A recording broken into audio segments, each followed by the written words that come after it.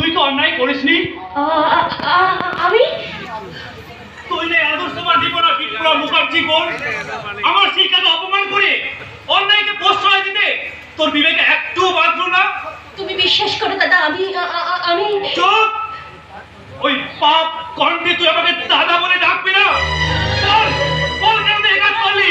বল বল রত্নাবের বিজ্ঞানে এই কাজ করলি? বল বল কি করছো? ছেড়ে দাও, তুমি এভাবে মারছো কেন? ছেড়ে দাও, ছেড়ে দাও আমাকে। আজ আমি ওকে মেরে শেষ করে ফেলবো। তুমি কেমন মানুষ গো, যে মেয়েটা দুঃখে লজ্জায় নিজে হাত ভরা হয়ে বেঁচে আছে, তাকে নতুন করে তুমি কি মারবে? ও বেঁচে থাকা থেকে বলে গেলে বোধহয় আমি সবচেয়ে বেশি শান্তি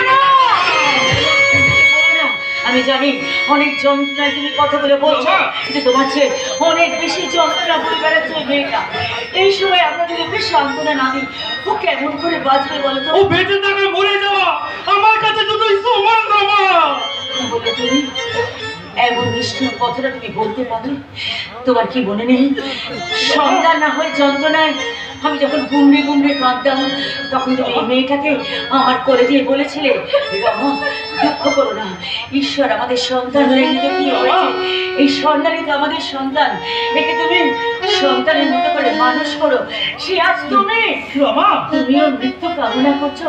আচ্ছা আচ্ছা, ও যদি তোমার বন্যা হয়ে মেয়ে হতো, পারতে তো একদম সহজে কথাটা বলতে পারতে। হ্যাঁ পারতাম পারতাম। আমার কাছে সম্পর্কের চেয়ে সত্যের কদর অনেক বেশি। আর আজ যে কাজও করেছে তার জন্য বল বলে ভাবতে আমার ঘৃণা হচ্ছে।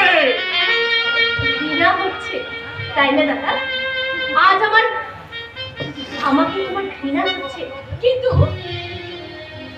যে ফেরারি আসামিকে এই বাড়িতে আশ্রয় দেওয়ার অপরাধে আজ আমি তোমার কাছে ঘৃণার পাত্রী সেজেছি দাদা, সেই স্মরণকে আসামি ছাড়াতে তোমাকে যে একটা ভয়ঙ্কর মিথ্যেকে প্রশ্রয় দিতে হবে দাদা।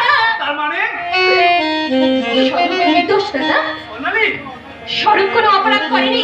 সোনালি তবুও আমি ওকে মিথ্যে অপরাধী করে জেলে পাঠাতে বাধ্য হয়েছি। বল সোনালি বল বল কে তোর বাধ্য করেছে? বল সোনালি বল তুই কে বাধ্য করেছে? বল কে তোর সর্বনাশ করেছে? বল কে তোর সর্বনাশ করেছে? বলতে পারবো না বৌদি, সোনালি আমি মরে গেলেও তা বলতে পারবো না। আমি যদি সে কথা ফাঁস করে দিই, তাহলে শুধু স্বরূপের নয়, সোনালি আমাদের গোটা পরিবারকে একেবারে কচরা ছড়িয়ে যাবে দাদা, শেষ হয়ে যাবে দাদা। সোনালি আমি তোমাদের কাউকে বলবো না, আমি তোমাদের কাউকে কিচ্ছু বলবো না দাদা, আমি বলবো না। কাছে দাঁড়া বলে যে আসল অপরাধী কে?